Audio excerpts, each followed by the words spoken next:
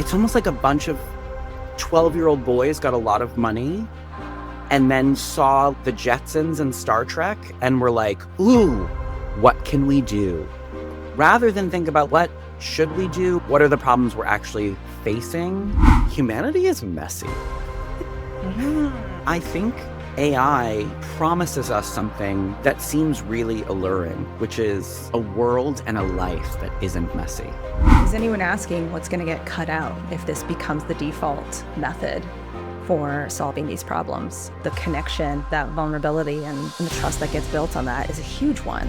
If you're launching AI, I need you to go back to your mission statement and your values and think, will any of the launching of any of these tools undercut any of these values or our mission? Because if AI is not in service of them, you're really just proving that they never meant anything to you all along. Happy New Year! Oh, wow. Yikes. Okay. Yeah. Happy New Year. Yeah. This, if everything goes as planned, this should be dropping on January 1st. And so, in light of that, I thought it might be a really fun time to talk about what 2026 has in store. And if the forecasts are at all similar to what everybody was saying 2025 has in store, what's in store is AI. Just AI. That's it. Everything else is fine. We just need to land on these new AI tools. Before we jump in, it looks like you have a new background. I do. This is our theme for today. I ordered a gift for someone and they included this lovely gift with purchase, which is clearly an AI photo of, I really want to know the prompt, like cat curiously staring at what could be a bad duplication of Starry Night, but in the middle of the woods and some mountains in the background. Like, what was the prompt that got us here? And so, yeah, it's here. If you don't like the ratchet tape job I did to put it onto a cement wall, you can just edit that out with your own AI software later, guys. It's fine. I wonder if it was like personalized to you via AI. I don't like cats. I don't like Van Gogh, really. There's nothing about this. So if they did, that Etsy shop really messed up. That's amazing. So I don't think either of us we don't go to the gigantic retail conferences, but I do see a lot of people post about them on LinkedIn. There's so much hype. It's obviously a huge deal. It's all anyone's talking about, their takeaways and their learnings and stuff after they go to these massive events. And so I was checking out what happened in 2025 and, of course, looking into what they say is coming in 2026. And it's pretty much the same, right? Like, this is the year of AI. And if you're not getting on board, you're getting left behind. And here's how all these amazing companies are using it. So I would love to run some of those bigger themes by you. See how they feel. See how they feel. And then, spoiler alert, in the last episode that we recorded, you specifically said, you're not going to convince me in 2025 that AI is important. Glad we have that recorded for posterity. Yeah. So let's see if we can convince you in 2026 that AI will be important. Go for it. Try. I've tried to consolidate these. We'll see what we have time to get into. The first thing, and this is kind of an overarching big one, but the term, the autonomous store, has been coming up quite a bit.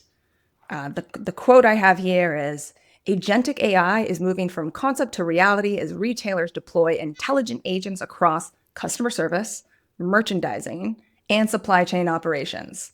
AI is taking on complex tasks once managed by people, from handling inquiries and personalizing recommendations to optimizing assortments and streamlining logistics. Discover how leading brands are rethinking workforce models and unlocking new levels of efficiency, responsiveness, and scale. That's a lot of words. I disassociated. I My mind was like, Bekki is sounding like every old white man on LinkedIn right now. I need to just take myself somewhere at. You know where I am right now? I'm in the woods with this cat. Um, Okay, I actually had the similar response. So what I did was I was like, well then show me. Try and show me. Like how is this actually showing up in stores? So I YouTubed, I TikToked, I Googled a bunch of stuff to try and see what it was.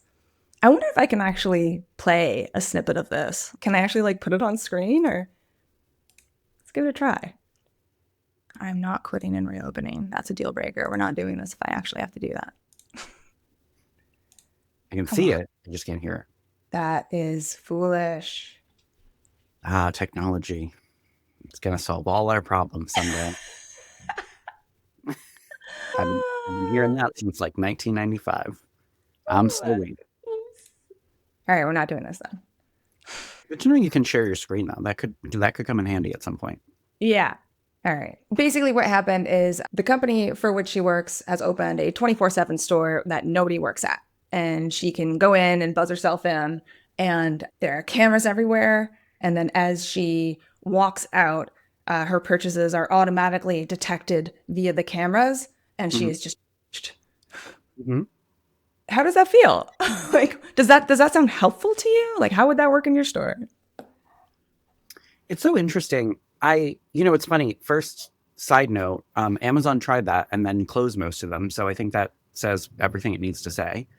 But it's funny because that is what the internet is, right? Like you go in to the internet, you go into the internet. We're 105 here on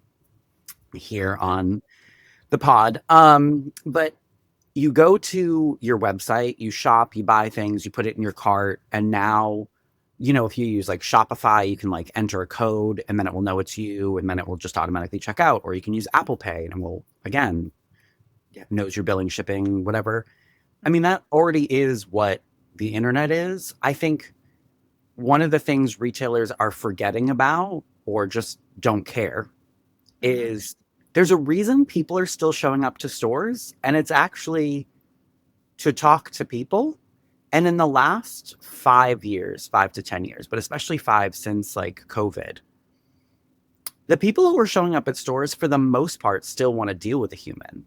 It's why they're there. And I would say, juxtaposed to all this conversation, should be how lonely we all are, statistically, and the amount of conversations me and my team have all day long with people who are clearly lonely, which is fine. Like, I love a good chat.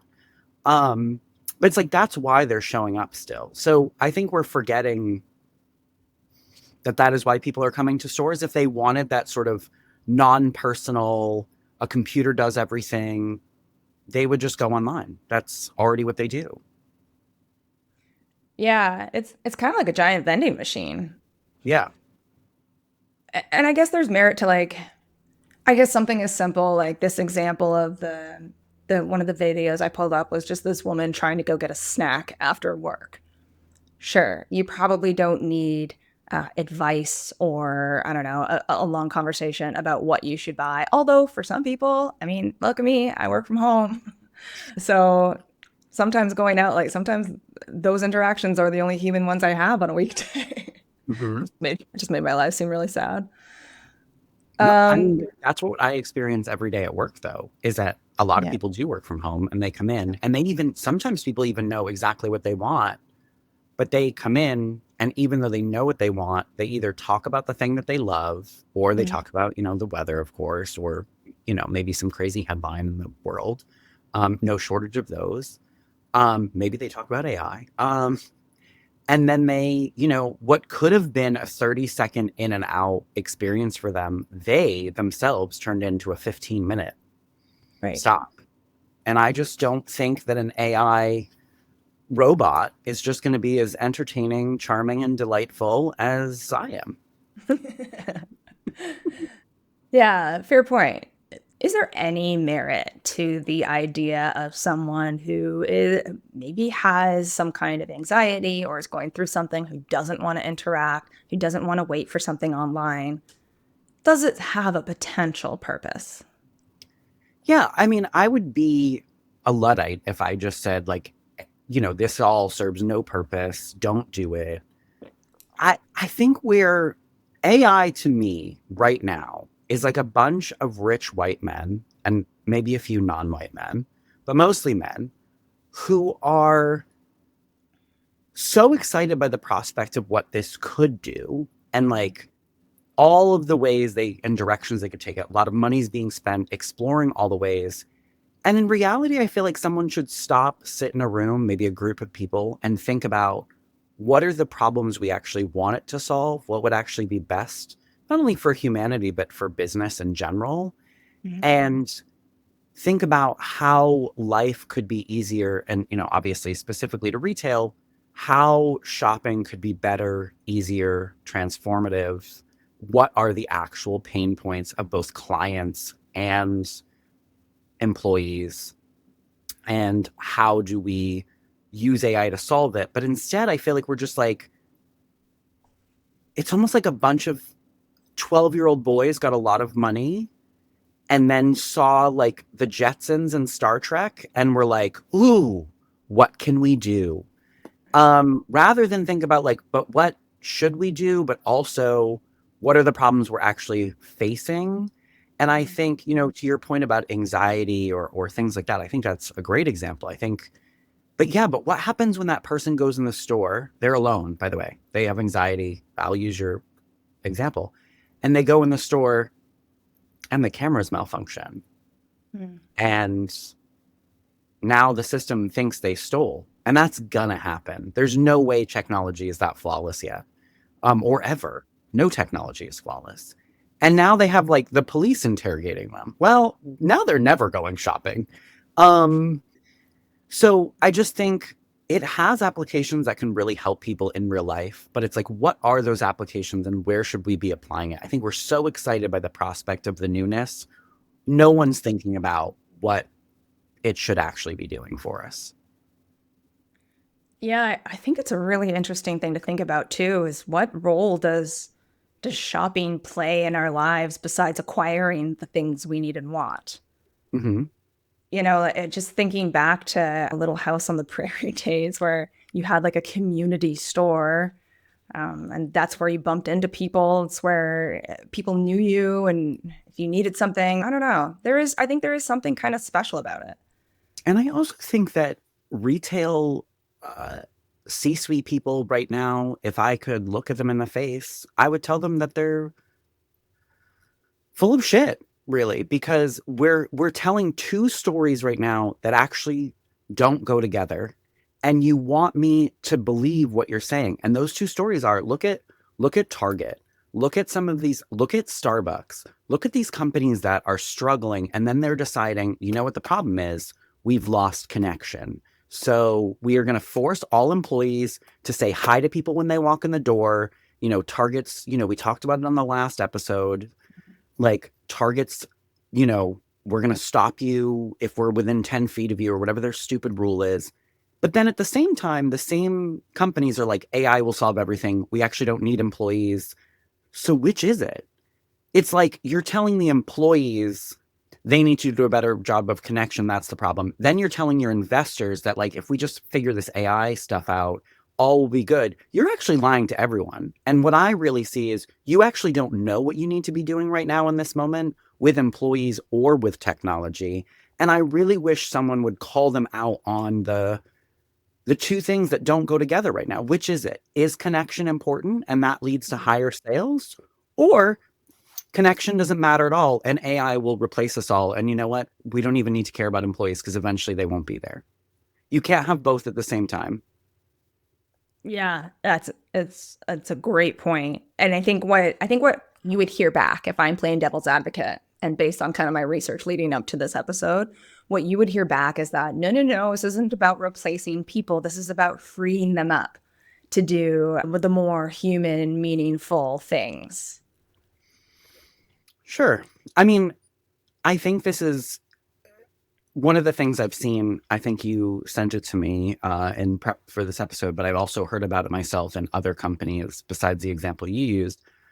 Some companies are using it to sort of replace inquiries into HR. The irony not being lost on me that it's human resources. Um, no longer is it human resources, it's robot resources. And I think there's a whole lot of ethical concerns in that particular thing for me. Um, Mhm. we've already seen where OpenAI or ChatGPT have been litigated against because someone has asked it questions while they're at their lowest moments of life. And essentially, AI assisted it. It's basically gave it assisted suicide. Is now it's now legal through AI if you want to go that route. Oh, and this is what AI will do for you. For for those of you who can't see, the cat poster has gone away. It has fallen. Um, It's out it of is here. a perfect metaphor.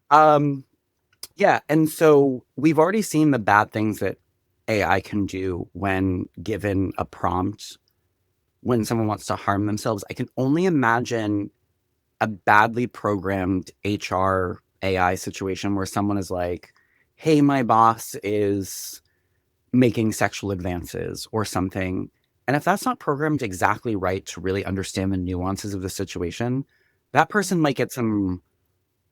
I'm already playing the tape forward. I'm seeing an HR bot that was like, "You should follow the directions of your leader, blah blah blah blah blah." And then that person's like, "Guess I'm, you know, doing this thing I don't want to do." And now there's a lawsuit. And now we're looking at digital records and a company is trying to save face, all because basically an HR bot uh, got someone sexually assaulted. Like there, that sounds like a crazy thing to say, but we're real life is not that far from that situation occurring. And the fact that companies haven't sat down and really thought, we have this tool, but should we use it in this way? Is it actually Right. important? And I've seen other companies use it, obviously, for like questions about pay stubs and all that. And I guess that's fine. Um, but it's like, would you need a chatbot for your employees to find HR tools, to find where their pay stubs are, to find out how to sign in for benefits, if actually all those websites were more intuitive and better designed in the first place? Right. Um, it's like developing a medicine to deal with the side effect that is there because you're doing chemo, which is like really hurting your body. Like that's what AI is to me. It's like we're not looking at the root cause of like, is there a better alternative than chemo? And spoiler alert, on a side note, scientists are finding that there is. And so like, why would I need AI if other things were designed properly or not so convoluted? And in retail specifically, not to like go all over the place here, but I have so many thoughts that are just buzzing through my brain. You know, if you want to use AI to make it better, I haven't heard anyone talk about how like we're going to use AI to make the like a checkout process better, or not even a checkout process. Why does AI have to be used actually at the store level at all? Why don't you use AI to solve the say you have a register system that's outdated or just not intuitive? Why not use AI to make a better POS interface in the first place? Like, I don't need to even know you used AI to do it. Your tech department can just claim they're just geniuses, and I never even need to know. And then you just roll out to me the most perfect POS system I've ever seen. And spoiler alert, in retail, not only have I never seen a perfect POS system, I've never seen one that I would quantify or qualify as great. And Yeah. yet but the thing is a POS system, that's not sexy. It doesn't sound fun and exciting. And no one's like, we're giving you new registers. Like, that doesn't sound fun, but we're giving you a new chat bot or we're streamlining inventory for efficiency. Like, all of that sounds so much sexier. And so that's where we're putting the focus, but it's not even where the real problems often lie. Well, if anything, it sounds like they're like, we'll eliminate the POS system, right? Like we'll have enough cameras in store that people can just carry things out and not have to wait in line or go through a cashier. Yeah, I mean, the problem is that humans have designed AI, right? I mean, Mm, no matter where you go in the creation of the thing, humans are somewhere, right? Like it's not like robots are creating robots. Humans are programming AI. The problem with that is humans have biases that are now being programmed into AI and robots and all of these technologies. And I again can imagine, like, why am I just some random store manager who has a podcast not a lot of people listen to, worried about playing the tape forward? Why aren't the people who should be worried? Because again, I imagine a world we have cameras. They just automatically track who's purchasing whatever. You can't tell me that some, 35-year-old black businessman isn't going to walk into a store and go to, take things off the shelf that the cameras are supposed to capture, but now the cameras think he's stealing because a human with a bias programmed that. And yeah. now there's a conflict. Hopefully it doesn't end in a loss of life, but now there's a lawsuit, and now the company, yeah, you don't have an employee who is racist who you get to fire, which that's the funny part for me is, and this is like such a weird thing to think, but like that employee in that scenario, and that's happened in retailers, you get to fire that person and be like, it was just that person. We're good. As a company, we have no, you know, we love everyone equally. Well, guess what? If it's a camera, you can't make that argument anymore. It's ingrained in the DNA of your brand. And now you're going to go the way of Target. So if that's the future you want, I mean, all the more power to you. Go get it. Yeah, I mean, it's a really valid example. Let me ask then about other things about what they're calling agentic stores or other things that AI can monitor. And you can tell me if you think it would be valuable or we can play the tape through and say, here's what can go wrong with that. One of the other examples that I found was I think it's a cafe in Europe. And it is, again, tons of cameras inside the cafe that monitors consumer behavior. So it monitors how much they've spent versus how long they've been in there, what they ordered. But it also monitors employee behavior. So how many cups of coffee they've poured and what amount of time, how long they've been on shift, what their sales are, what they're doing. Does that solve any problems for you? Is there any potential value in that? I have to be really careful about how I answer this question. Not because I'm going to like fly off the handle and start throwing cat posters, but um, more because I think there are people, I mean, I know I'm answering for myself, but I think there are people and managers, maybe even store managers, who would answer that there is value there.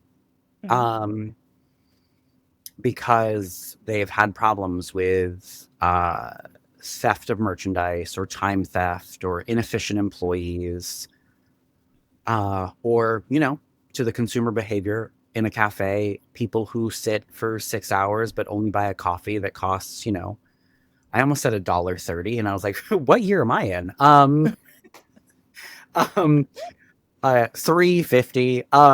And so I think that there are people that would answer yes, that has value. But again, we're not playing the tape forward at all. Like we're Mhm. just going, oh, it would have value, so sure, let's do it. Rather than think just because something has value. Right? So for example, and I've used relationships on this podcast many times, so I'll use it again. Could I every day my husband comes home from work decide to check his phone? Could I even get permission from him to check his phone? Probably. Right now, I'm recording this on a Mac, actually, where we both have our Apple accounts. So I guess I could just log out of mine, log into his, and look through his iMessages, his email, whatever I want. It's like, would that provide a value, right? Would that solve the problem of, say, part of being human and being in a relationship with anyone, whether it's a manager, employee, employee, customer, customer, employee, romantic relationship, is trust. So it's like, would that provide me with all the transparency to know that nothing crazy is happening? Sure, it would. It would provide value. I would know for sure without a reasonable doubt. But what does that do to the trust that we have? What does Right. that do to our relationship? Also, what does that do to my own maybe paranoia? Because I'm like, well, there's nothing now, but it's because you figured out how to hide it. Um, and so it's like you then just go down this road of crazy. Um, and like, is that the road personally I think we should be going down as a society? No. I don't want to live in a world where like, there's cameras everywhere. But here's the thing, humans adapt to the technology, right? Humans always find a way to do the shady thing if they really want to do the shady thing. Doesn't matter what it is: murder, sexual assault, lying, stealing, cheating. It happened in pyramids and stone caves, and it's happening now, and it will happen even if we do get to the Jetsons. And that's not me being a pessimist, because I'm actually quite the optimist. It's more just that I think if we know that that is a factor and that it always happens, I do think there should be part of us that goes, well, yes, we should try to prevent these things, but also there's no way to 100%, because you put cameras everywhere, employees are going to figure out which weird angle behind the trash can they can drop something so that they can pocket it. They'll figure it out. Trust me, I've seen some real creative things in my time in retail. And then you're going to be like, hey, Bekki, I saw that you dropped something on the floor behind the trash can, and we don't actually have a camera back there because there's pipes and we can't put wires. But what were you doing? And it's like, you dropped a ring. Yeah. But it's like, now you have to prove to me you dropped a ring and it wasn't like you hid merchandise behind the trash can. Or now I'm going back in the tape and I'm like, no, no, I saw your coworker Jason, who you really get along with, he put something behind the trash can yesterday. I watched all the tape. Like, is that where we want to go? Because Right. if that's where we want to go, I can just retire from retail. Like, I'm all set. Yeah, I think this comes up a lot, this idea of sweeping policies that are meant to stop something, some very particular thing from happening again by monitoring that thing, as opposed to addressing the much harder, and that's probably why, Mhm. a concept or endeavor of trying to make sure we're hiring the right people and getting them excited about getting them on board, like genuinely, yeah, I'm here, I like this, I don't want to do really shady stuff to this company. I also just think, I mean, this has like become my mantra. I think ever since we started the podcast, it's just like, it's actually become part of my day to day frame of mind because of the things we've talked about, which is like, humanity is messy. Hmm. And so like, and I think AI promises us something that seems really alluring, which is a world and a life that isn't messy. Like, Yeah. everything is neat and buttoned up and streamlined and efficient, and there there can't be that we don't even have to worry about hiring employees with biases. Forget that implicit bias training we had, because now we have the cameras, as if the cameras weren't programmed by the same people with the same biases. Like, Mhm. it's it's like we're trying to offload our messiness onto a computer, and we think that that's going to solve it. And I think as time goes on, like in my retail journey, I keep returning to this humanity is messy sort of messaging, even within my own teams, because I'm finding that separate from AI, just in general, because of like technology and kind of where we are at the level of its use in our day to day life, I feel like have forgotten that humanity is messy. So like when people are humaning, on even on my own team, and there's like a conflict or there's something to be discussed, it's almost like people are not only upset at the person they're upset at, but they're like upset at themselves for like having a problem with someone or like feeling a feeling. And I actually recently had to like sit down with basically my entire team and say something to the effect of, we are a small team sharing a small space for the majority of our waking hours. It would be unrealistic to think that we will never hurt each other's feelings. We will never upset each other. We will never annoy each other. We will always get along. Everything will always go smoothly. That's not the case. And the measure of whether we're a great team, whether we get along and work well together, is not that we never have an issue. It's how we deal with the issue when it arises. That is actually the measure of a good team. And I think that rather than have these hard conversations, rather than train leaders how to talk to people, how to have honest conversations, and we've talked about this a lot with HR and lawyers. Like we're trying to cut out all the messy because it scares us, because like lawsuits and suing and viral videos and all of these things, we're like, how do we just get rid of the mess? We want to run a business with no risk. And I think Yeah. that is the promise that AI is trying to deliver, or that executives think it's trying to deliver. And that is why it's so alluring to them, because we can just get rid of the risk. There's no mess, there's no risk. Which not only is it funny because of the bias and things like that I've said, but also because look at all the other technologies in stores. Wi-Fi, POS system, so many scanners, mobile devices that go wrong constantly. So you think AI is never going to glitch or have a problem, or it's just going to be flawless? You already know better. Yeah. Yeah, the risk aversion thing was definitely coming up in my mind too, right? This is just policy. This is a system. This isn't us. And it I think it's under the I think well-intentioned, but also maybe excuse of equity. Like Hmm. this is how we ensure that we treat everybody equitably, because everyone falls under the same policies. But everyone doesn't always need the same thing at the same time. Hmm.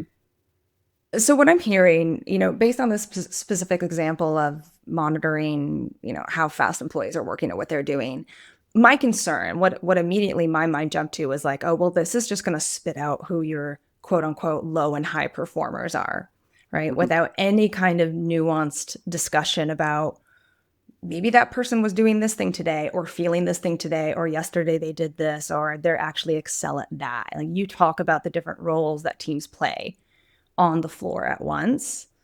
And so I guess like if you could use that as a tool to and give you data that you then look through of that lens, that nuanced human lens, maybe there's some value about, I don't know, store layout or labor or something like that. But my concern is that that nuance is going to be skipped. Mm. Well, I mean, I think like, so for baristas in coffee shops, I've seen companies do studies about, and without AI, before sort of AI was in everything, Mhm. um, where they would look at how many body movements it took to, like, say, make a certain beverage, and Right. then change layouts, because like we can be more efficient, we can make it actually more safe for your body too, so you're not getting like a repetitive motion injury. And I think all of that, like that usage of technology would be good, but I feel like we wouldn't use it for that. We would record a team and then we would find the moment that they pulled out their phone to send a text, or they had a moment of laughter among the team, and that stopped their productivity. And we'd start treating people like they were robots. And I think that's my concern, because I've seen it happen already. I mean, that's kind of what corporate visits sometimes can be, right? Like teams often lose their personality when they have a corporate visit, because that's been sort of ingrained in them that like the VP is here, the CEO is here, the regional's here, whoever it is, and now we can't have fun. Now we can't joke. There's like no time for that. So it's like it already happens with another human that has a perceived power over us. I can Right. only imagine how much worse it would be if we were relying on technology, and even worse, those people with power viewing the technology to view the employees doing the thing. And Right. to go to your point about high and low performers, one of the things that I think is not appreciated enough in the workplace is low performers. Um, that's my hot take of today. And Say I more. say that because I've had teams where I've had too many high performers. And that might sound like a wild statement to a lot of people, but a team of all high performers are going to be, they want the next level, they want the next thing, they want more money. They Mhm. they're not just high performers for fun.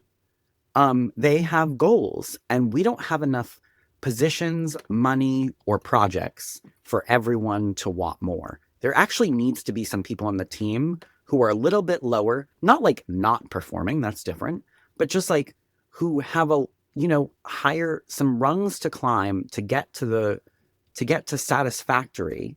And we can, sometimes use high performers to help train those people.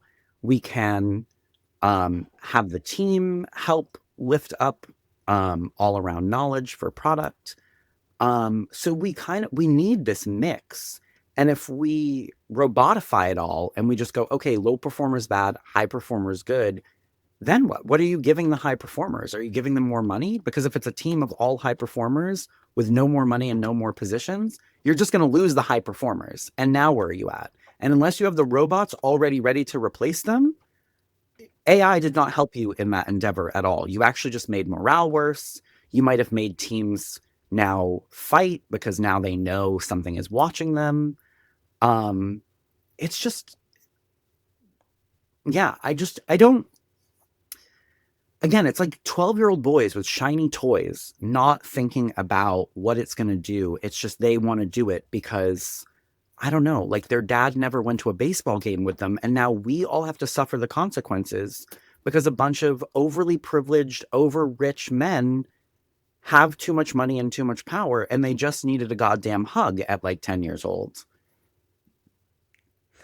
Hug your kids, folks. Yeah, that's the message of today. Hug your kids, and we won't have to have this conversation.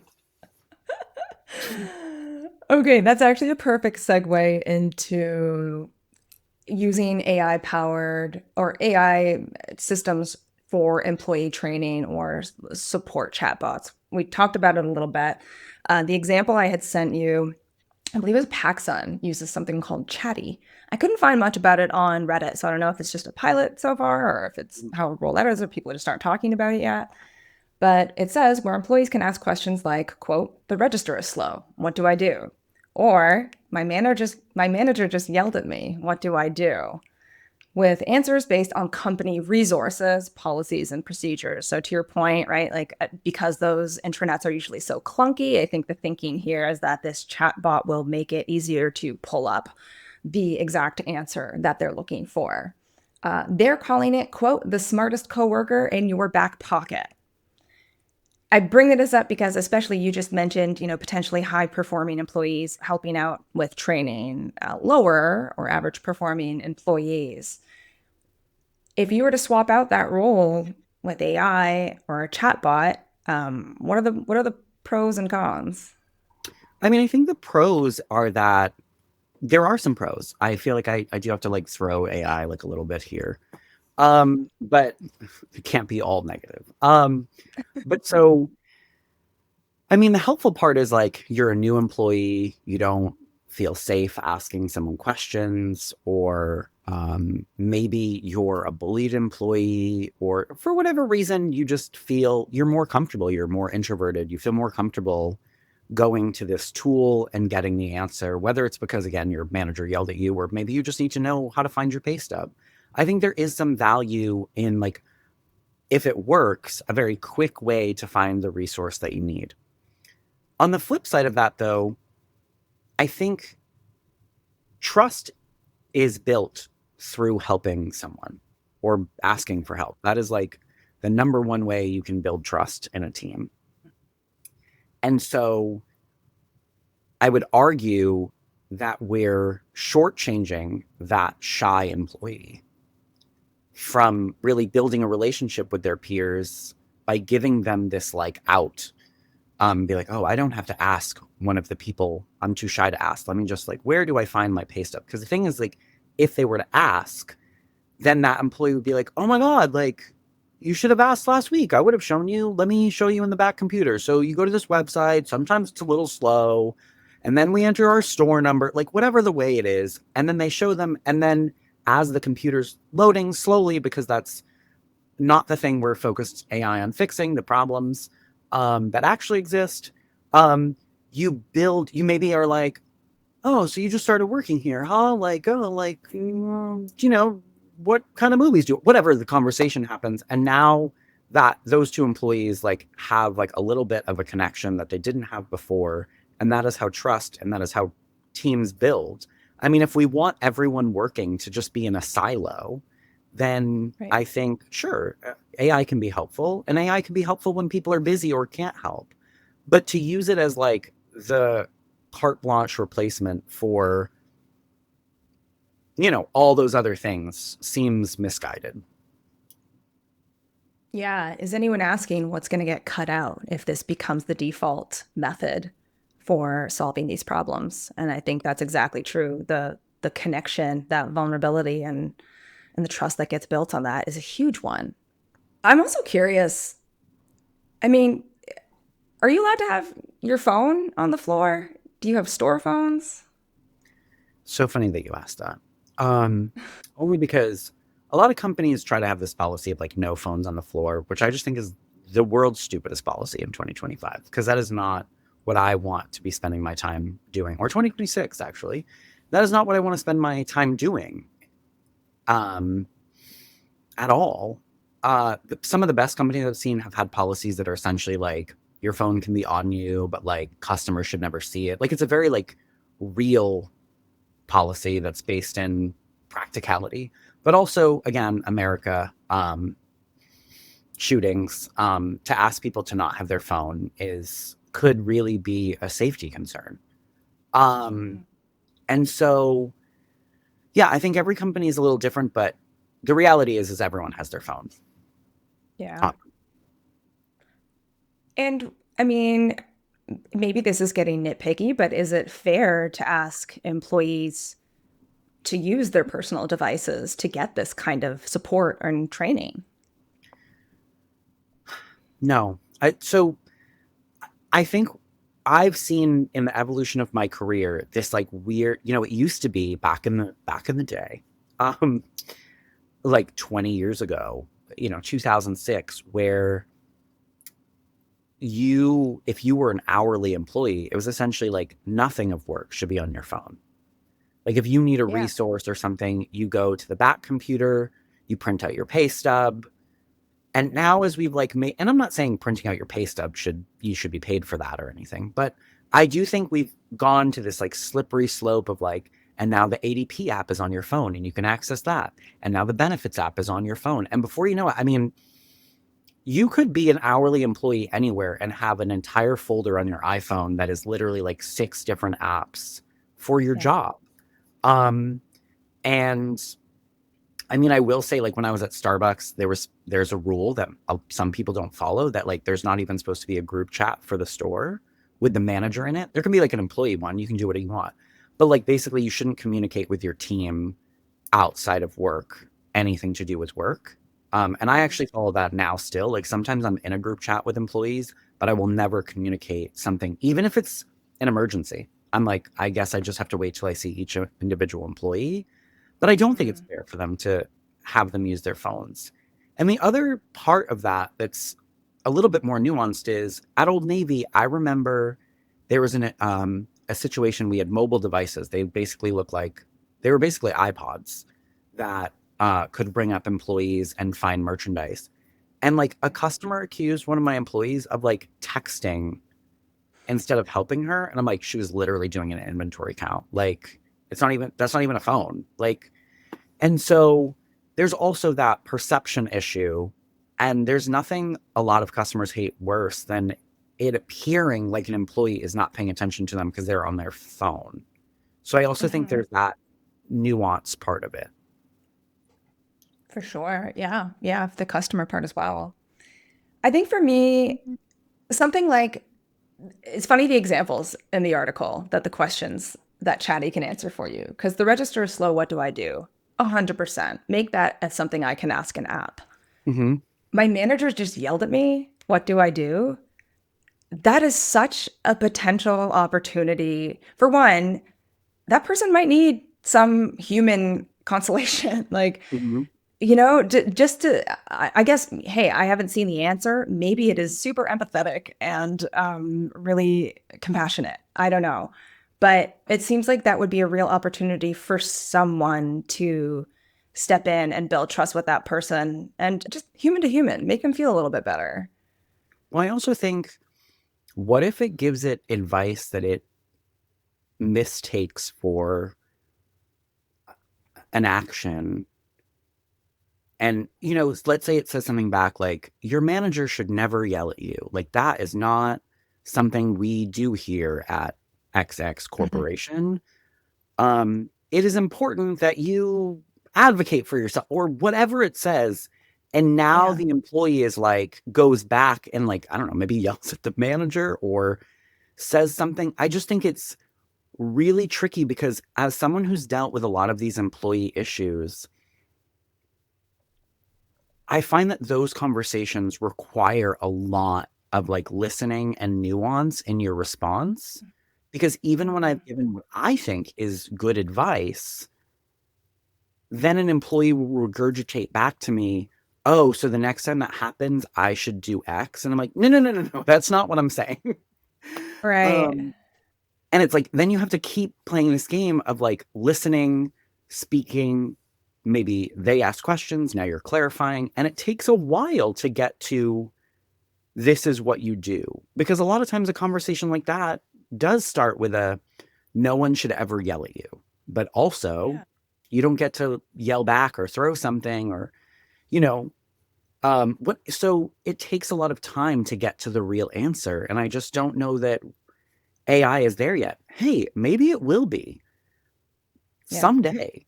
But do I think the year is 2026? No. I mean, all anyone has to do is go back, I don't know, 10, maybe 15 years. And we heard that like autonomous cars were coming in like 5 to 10 years. There would be a full thing. Humans won't need to drive cars. We're still not there yet. And Yeah. I live in Boston. Um, our streets are former cow paths. So they're not that were paved. That is literally the history of why Boston streets are not gridded and why they're crazy. Um, we also have weird like rotaries, roundabouts, whatever it's called near you. We have crazy like five-way stops that don't make sense. And so in their programming of Boston streets, it's proven way more difficult than originally we thought it to be. Those like Waymo and those companies that are like charting the streets, it still requires a full-time driver in that car. It can't be trusted to even be semi alone. So we're not there yet.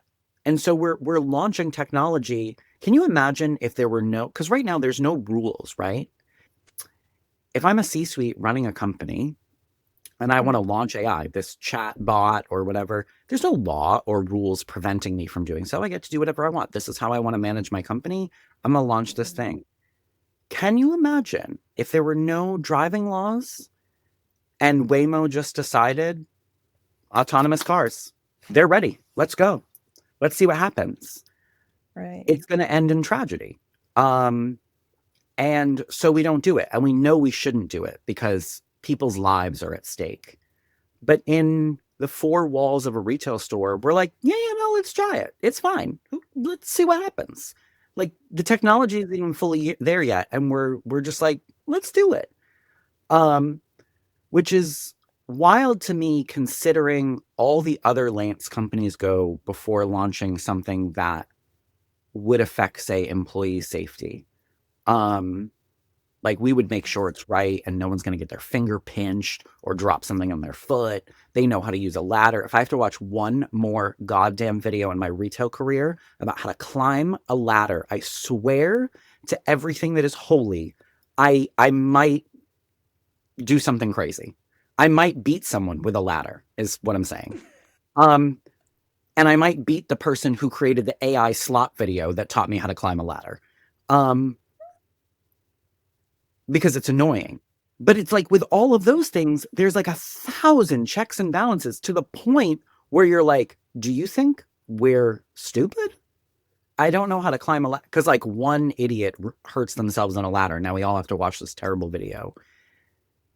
But with AI, we don't care what it's going to do on the back end. We're using people as human experiments and we're just throwing it, see what sticks, and we're not even thinking about what to ask it or not to ask it. Also, on a side tangent, I can only imagine the wildly goofy things people are going to type into those work chats.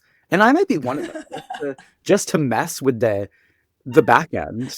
Um like, Yeah. a customer just took a shit on the floor. What do I do? Just to because employees are going to do that just to see what the answer is, just for fun. I mean, you are giving maybe that's how AI actually solves human connection. We all use it to ridicule it. It could work. Now that's the AI I'm here for. Well, to the point of how this is used on the back end, because I do think in the article it included that this is a great way for companies to get more data about what is going right or wrong with their frontline teams. Mhm. That said, we've had no shortage of conversations talking about the way people learn to get around these systems to hide less than desirable traits of their stores. Mhm. And so I'm wondering, like, could a really toxic store manager, because I'm assuming if that employee is logged in using this thing and says, my manager yelled at me, what do I do? That is at some point going or should get back to that manager, right? If enough occurrences happen. But if you're that manager and you're a real dick, you'd probably find ways to threaten people against using something like that. So, like, if the psychological, what needs to exist first? If the psychological safety isn't there to be comfortable using these tools, like you said, people find ways to manipulate them so they don't hurt them. Well, and I also imagine there's a world in which certain store managers just don't tell people the app exists and they try to hide the existence of the app. And then when asked Yeah. about the app, they'll be like, "Oh, it's stupid. It doesn't really work and it doesn't do anything helpful. Like if you need anything, like I'll be happy to help you." Like because people already do that with HR. I mean, I'm not trying to be a hero when I say this, but I always try to make HR I always try to like be like go to HR if you want to go to HR. Um because I also don't want it to appear like I'm trying to do something shady or weird. Like if I said something that hurt you and you don't feel comfortable coming to me and you have to go to HR, and that has happened once in my career, it's like that gives me pause and then I have to learn what did I do or say or not do that made you feel like that was the only course of action you had to take, and then I learned from that moment. But again, I could choose not to learn from that moment and just HR's number is supposed to be in the back every company I've worked for. But like you could tell people it's not there or hide it in the back. A lot of employees aren't super there's so much in the back. The law posters and the nurse's hotline if you get injured, the corporate contacts. Like there's so much happening that it's easy to hide it if you want to hide it. And so the app is the same. Or it could be where you see someone has the app on their phone when you're showing them something and be like, hey, why'd you download that app? Like, what questions do you have? Did I not answer your question? Like, I just see so many other ways to your point where it could go sideways. Yeah, and I think that's kind of the summary, the theme of the episode is just if you don't already have some kind of foundation of human trust and connection and empathy and culture to build on our last episodes, these all have really high potentials of failures and maybe creating more problems than they're going to solve. If you're cutting out the opportunities for connection, adding more ways to stay isolated, adding more ways to imply more signals that say, we don't really trust you, more cameras, more policies.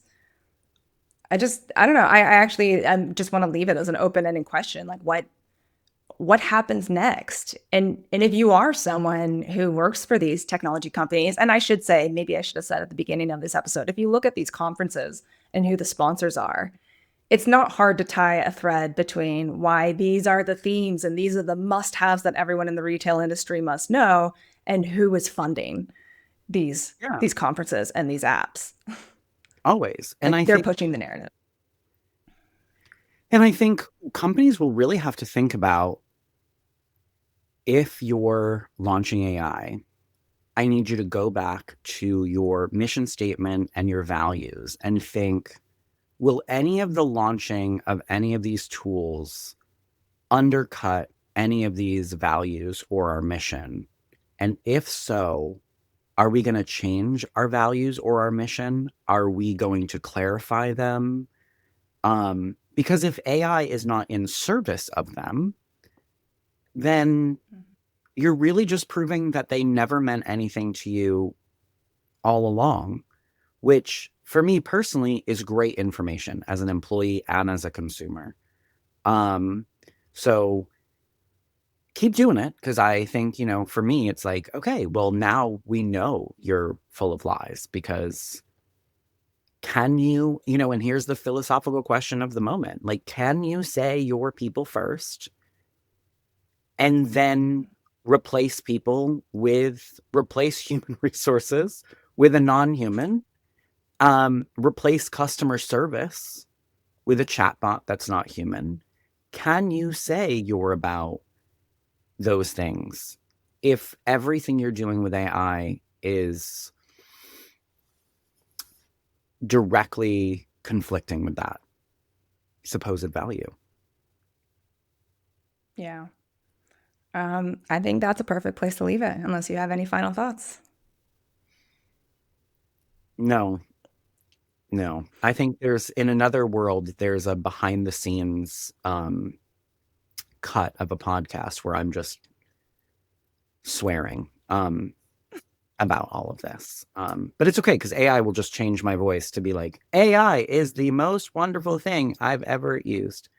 No, where I really want to end it is, I think, and this is really a plea to everyone, not just like corporate retail leaders, and C-suite and shareholders, but really, I wish people would just pause. Like, there is enough time. I know it feels like in our like very fast-paced hustle culture where we feel like we always have to be going and thinking and moving and transforming and changing and growing and all of those things, like, really take a few minutes to pause and go, what value can this really add? And where would it add value that enhances our ability to be humans and to be messy, but while making certain things easier? And where are we just trying to take the easy way out? And how will that actually impact us in the long run? And then what will we do to fix it when it does impact us? Because we will have to have another problem to solve. It's just a different problem. Yeah. After investing a whole lot more money. Um, yeah. And look, if you want to answer any of those questions, or if you have any thoughts or big feelings about them, please reach out to Matt and I or on LinkedIn. We love hearing from folks. So don't hesitate. And we're also very open. Look, if we're getting it wrong, please tell us. Tell us how it's changed your store, how it's helped you, how it's freed you up to be more human or do more or focus on less tasks. Love to hear from you. Otherwise, thanks as always, Matt. Yeah, thank you. You're listening to Dear Corporate, Love Stores.